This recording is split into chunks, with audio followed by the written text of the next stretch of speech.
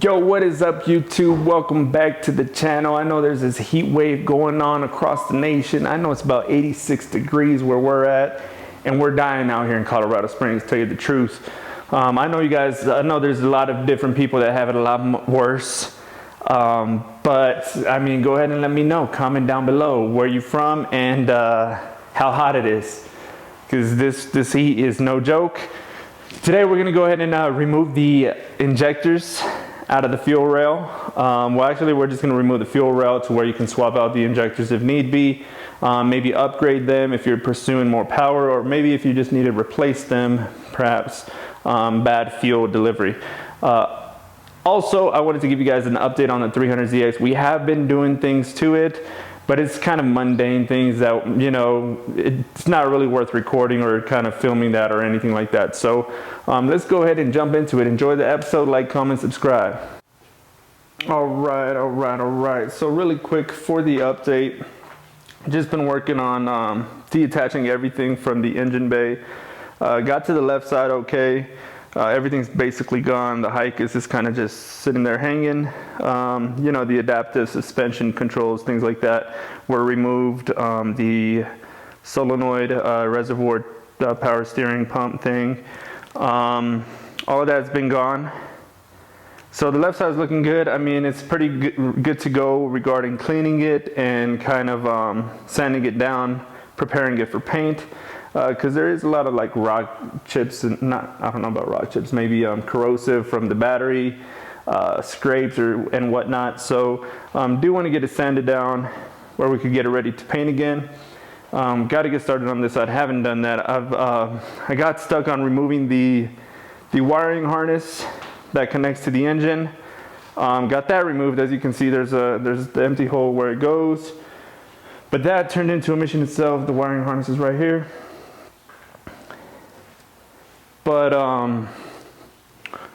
let me see. Yeah, so to remove that wiring harness, you got to remove the whole dash component or instrument panel, whatever you want to call it. You know, remove the odometer, and you could also tell that, I mean, it has a lot of dirt under there. So I'm actually glad, because you know, my OCD-ness, I wouldn't want all this dirt. If I knew there was dirt down here and didn't get to it, that would bug me for the rest of my life. So I'm glad we were able to remove it. Could clean out all of this. You see how dirty this is. This is going to take some major detail work here. You see your heater core AC unit there. So yeah, I mean, that's my car right now without the instrument panel. It's actually over there on the wall. But just a quick update, you know, we've been doing things off camera. Again, not really something worth recording, but once we start cleaning it out, maybe we'll do a video on how to clean it out. But let's go ahead and get back to these injectors. So these are the injectors that I'm rocking with right now. That's where they're at. So in order to do this, you would need to remove the intake plenum. If you don't know how to do that, go ahead and watch my video on it. I kind of explain how that gets done. You remove the intake plenum. You can see there's this gasket right here for the intake. And then what you're going to want to do here is remove these bolts. You see them, Phillips. There's 6 of them there. That should be able to disattach the fuel rail. Let me make sure everything's disconnected from it. And then we should be pretty much good to go after that. So let me go ahead and get that done, and then we'll record that next step.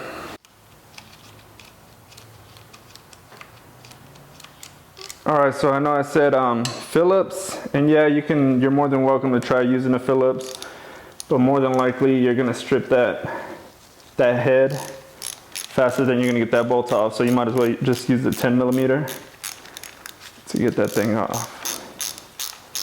Tell you what though, it's pretty dang hot out here.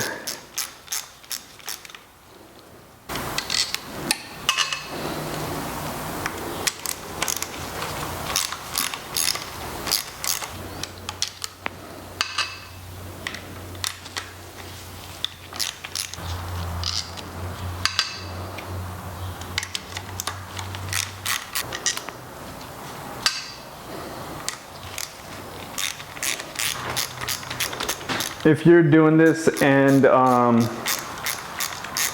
the engine is in the car, you're gonna want to make sure that you block off the intake. So you could use duct tape, you could use clean rags just so nothing drops in it.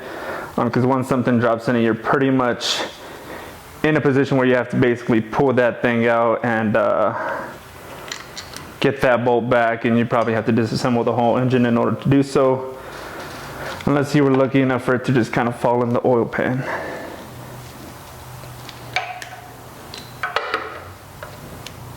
Okay, so we got the rail out. All right guys, so obviously, I mean, it's a fuel rail, so it's gonna have fuel in it. I'm gonna go ahead and just use this fuel can and dump out. It's very little, it's minor.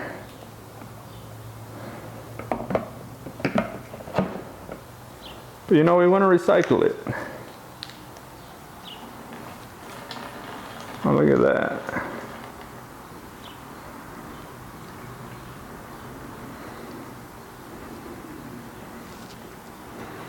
You know what? If I was putting gas in my car and I dropped that much, I'd probably be mad. So it's a good idea that, you know, we recycle it, put it in something else for the future. All right, guys, back to my makeshift workbench here, which is my freezer with a piece of wood on top. We removed our fuel injector. All right, so now what? Now what do we do? And as you can see, I already removed one.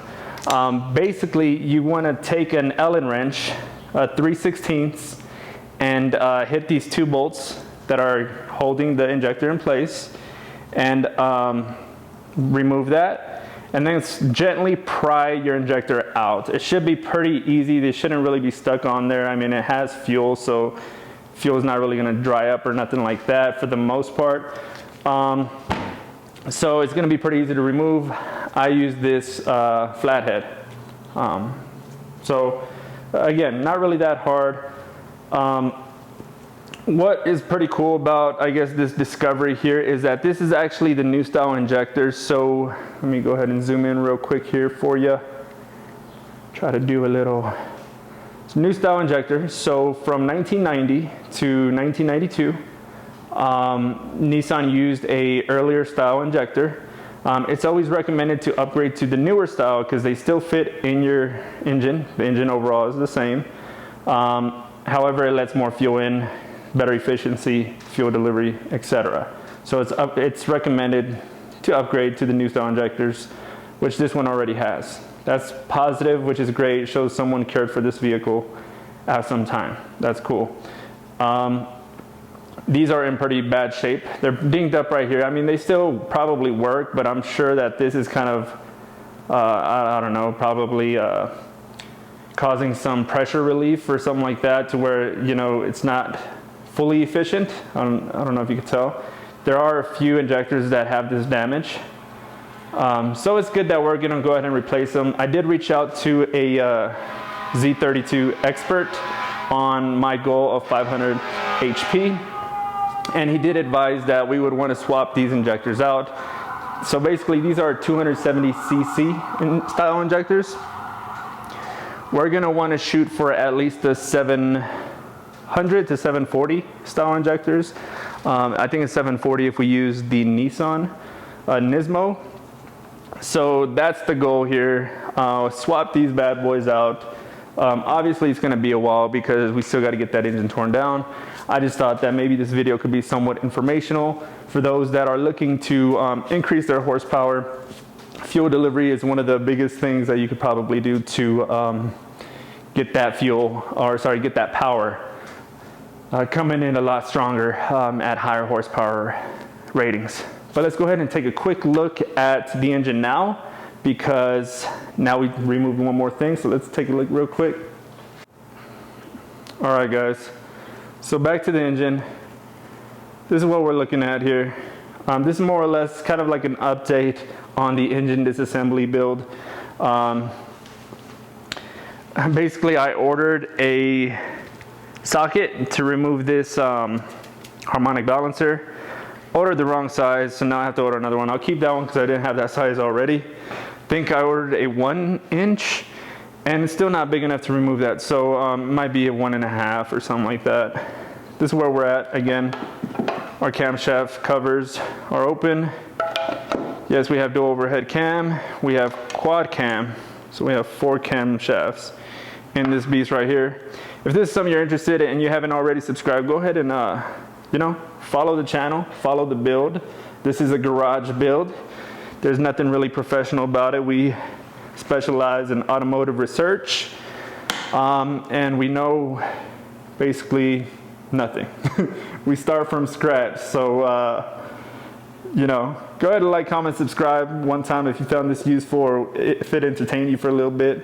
I'll see you guys in the next one, man. Take care.